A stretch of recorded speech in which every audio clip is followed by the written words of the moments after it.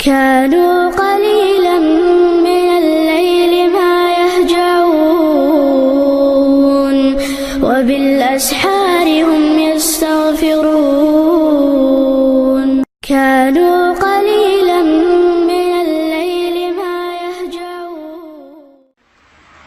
اس لیے ایک بزرگ تھے، ان کی بیوی زبان کی ذرا سخت تھی. ویسے جو عورتیں زبان کی ذرا سخت ہوتی ہیں، حضرت تھانوی رحمۃ اللہ فرماتے ہیں کہ اکثر وہی عورتیں پاک دامن بھی ہوتی ہیں. جو زبان کی میٹھی ہوتی ہیں نا، ان کی مٹھاس خاوند تک کی نہیں اوروں تک کی پہنچ جاتی ہے. تو فرماتے ہیں کہ جو زبان کی تھوڑی سخت ہوتی ہیں پاک دامن بھی اکثر وہی ہوتی ہیں. کوئی کلیہ نہیں ہے مگر عام طور پر دیکھا گیا. کسی نے کہا کہ حضرت ایسی بدتمیز عورت کو طلاق دے دیں. انہوں نے فرمایا کہ دیکھو بھائی، اگر میں اس کو طلاق دے دوں گا تو اس کی پھر دو شکلیں ہوں گی. ایک شکل تو یہ کہ یہ مطلقہ بن جائے گی اور کوئی اس سے شادی نہ کرے، تو یہ دکھ کی زندگی گزارے گی اور دکھ کا سبب میں بنوں گا. اور دوسرا سب شکل یہ کہ یہ شادی کرے گی تو جو عادت اب ہے وہ پھر بھی رہے گی، تو دوسرے خاوند کا دل دکھائے گی اور اس مسلمان کا دل دکھنے کا سبب بھی میں بنوں گا. لہذا میں چاہتا ہوں کہ میں جو برداشت کر رہا ہوں برداشت کروں، میری وجہ سے کسی اور بندے کا دل نہ دکھے.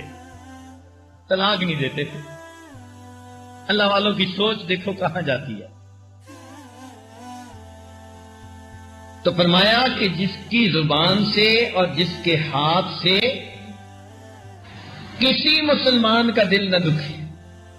نبی علیہ الصلوۃ والسلام اتنا لحاظ فرماتے تھے. حدیث پاک میں آتا ہے کہ آپ صلی اللہ علیہ وسلم عائشہ صدیقہ رضی اللہ تعالی عنہا کے ساتھ ایک بستر پر لیٹے ہوئے ہیں. تہجد کا وقت ہو گیا تو آپ صلی اللہ علیہ وسلم پائنتی کی طرف اتنا آہستہ آہستہ اترے کہ آہٹ نہ ہو، کوئی حرکت نہ ہو، ان کی آنکھ نہ کھل جائے.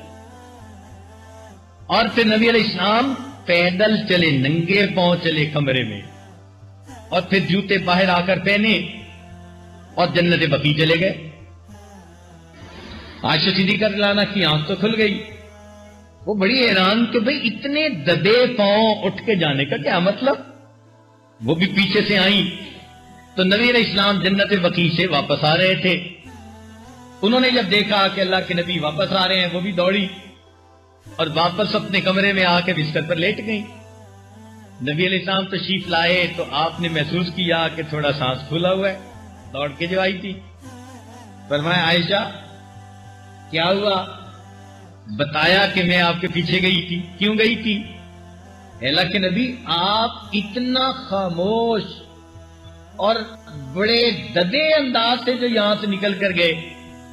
تو فرمایا کہ عائشہ میں نے اس لیے طریقہ اختیار کیا کہ میری وجہ سے تمہاری نیند میں خلل نہ آ جائے.